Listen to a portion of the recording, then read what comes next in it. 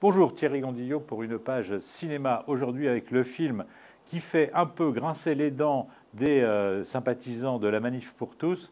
Eh bien, c'est donc Une nouvelle amie de François Ozon avec Romain Duris en travesti.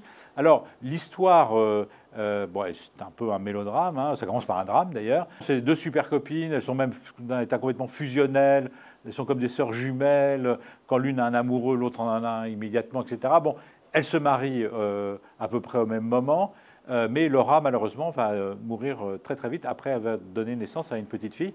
Claire tombe dans une dépression. Elle ne sait pas comment s'en sortir. Et puis, un jour, elle pousse la porte par hasard de David, qui est le mari de Laura, pour comme ça essayer de faire remonter le moral. Et là, elle a un choc. Elle croit voir Laura, les cheveux blonds de dos, comme ça, donner le biberon au bébé. Et en fait, c'est David qui est travesti. Il lui explique que, bon, voilà, ben, comme il faut la petite, il faut la calmer, il faut que sa mère soit encore là. Il met une perruque, il met son parfum, il met son rouge à lèvres, voilà, et là, ça calme la petite. Et que lui-même, en même temps, par rapport à, bon, il a beaucoup réfléchi par rapport à son enfance et tout ça. Et il a une partie féminine en lui. Et quand, bon, elle est un peu choquée au début. Après, elle rentre un petit peu dans le jeu. Après, ça la sort un peu elle-même de sa dépression. Ils vont se cacher tout ça. David va devenir Virginia. Et donc, au lieu de rester comme ça, confinées à la maison, travesties, eh bien, elles vont sortir toutes les deux. Elles vont dans les boîtes de travestis, elles partent à la campagne toutes les deux. Elles vont faire du shopping, voilà, comme des copines. Mais évidemment, entre les deux, il y a quelque chose qui va se passer. C'est-à-dire qu'elle va avoir du désir pour cet homme qui se travestit. Voilà. Alors, je l'ai dit, c'est un mélodrame.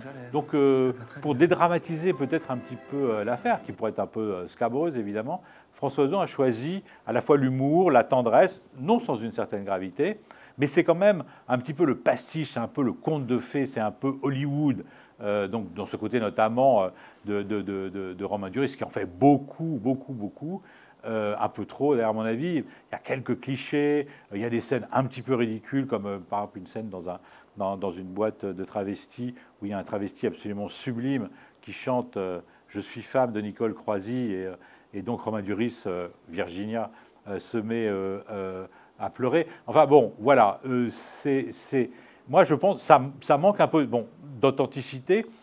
Il y a la volonté justement de montrer que ce n'est pas la peine de faire la guerre entre les sexes, comme on l'a vu dans la rue récemment, mais en même temps, ça manque un peu d'authenticité. Pour tout dire, j'ai été beaucoup moins ému, peut-être beaucoup moins choqué aussi par ce film, par cette nouvelle amie, que par le film de Xavier Dolan qui avait fait Lawrence Anyways avec un fabuleux Melville Poupeau qui, lui, justement, n'en faisait pas des tonnes.